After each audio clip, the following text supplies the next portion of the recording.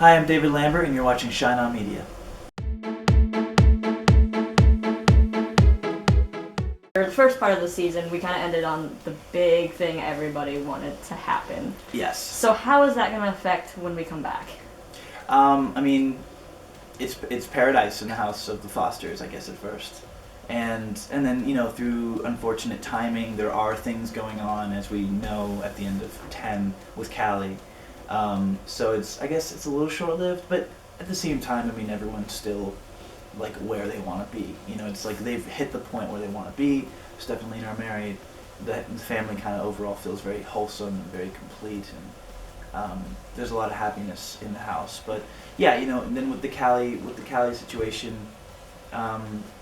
it's interesting what happens there because it does impact everyone individually. Some to different degrees. Some people are more affected than others, but that is an interesting sort of ripple effect, I guess, that happens. So those are some of the first things you'll be seeing, is how it impacts everyone, especially Brandon, especially Jude. They both sort of individually deal with, a guilt, I guess you can say, for different reasons. They both feel guilty. They both feel responsible for Callie's disappearance. And through it, I think they sort of bond a little bit, which is an interesting thing because Brandon and Jude, at this point, have not really even had much of a conversation. So for that relationship to develop is interesting. And as far as my character, as far as Brandon, he's gonna be sort of breaking his mold a little bit and going down some paths he hasn't gone down yet. So he's not going to be the straight-edged good boy anymore? He'll still be Brandon, but he's going to be making some interesting choices and placed in very interesting situations. And this show has such great fans, and they were pulling for that Brallie kiss at the end of last season. Do you follow those fans and how much they were rooting for it? I try not to follow it daily or anything like that, but I am aware, and I know that a lot of people like that aspect, and we obviously hear it all the time. So, we think it's great. We think it's awesome that people responded so much, and Brallie, I guess you can say, the Brandon Callie situation isn't going away. It's just sort of evolving, I guess you can say. It's changing, and these two are going to have to go through a lot, individually even, to make it out on the other side. So we'll see where it goes. I don't even know where it's going to end. Okay. But yeah, it's interesting so far. And you have some amazing guest stars that we've heard about already this season. What's it been like working with Rosie O'Donnell and everybody that's been on the show? It's been amazing. It's very surreal at first, and then once you get to know them, you're like, oh, these are actually real people. It's just I've known you for most of my life, which is kind of odd, and now I'm finally meeting you. But once you get past that, they're very cool, very down-to-earth people, and Rosie was great. Rosie was awesome. We had her for a couple episodes, so everyone really got to know her, especially Maya, and we loved her. It was awesome. Awesome. And we're sitting right now in a set that we haven't seen that much on the show. Can you kind of explain where we are right now? Yeah, actually, the one time we would have seen this was, I think, episode 3. It's Mike's apartment is what this is. Brandon is over here a few times, and you're going to see a lot more of Brandon and Mike and their relationship. Mike has his own journey too, and he's dealing with his stuff from the end of the 10, with his alcoholism and whatnot. I will say it's starting to get better for him. He's starting to learn, or maybe I shouldn't say learn, but realize the impact that he has on me and even on himself and on his life, and he doesn't want to ruin it, so he is definitely making an attempt to better the situation. Cool. Yeah. What would you say the biggest change between Brandon in the first half of the season is, and what Brandon will see in this half of the season?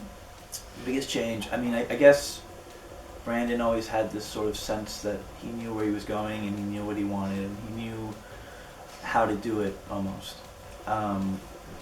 That's all going away, I feel like now he doesn't know what to do, doesn't know what he wants, thinks he knows what he wants, and then he's going to do anything he can to get it. Which ultimately I think makes him definitely reckless in that sense. He just doesn't think. He's not thinking nearly as much as he used to. So it's interesting to play. It's an interesting evolution for Brandon, and very fun. I think it's gonna be fun to watch him. And I always love looking around on these sets when they have pictures of all of you as kids. Yeah. Because they're really you. Do you pick those out, or do your parents pick them out and send them to the set? How does that work? I'm trying to think. Like, it's weird. Yeah, definitely. I mean, at one point, my mom and I went through a ton of old family pictures, and then I had them all on my laptop. And I think I sent a big file of them out, and then from there they picked ones they liked, or whatever. But yeah, it's surreal because sometimes I forget what pictures I included. So I'm like, oh my gosh, how'd they get this one? But yeah, it's cool. It makes the set, I guess, that much more, in a weird way, homey, because you just see pictures of like yourself, and the set doesn't feel so cold and like dark. So do you have a favorite set on here that you film on?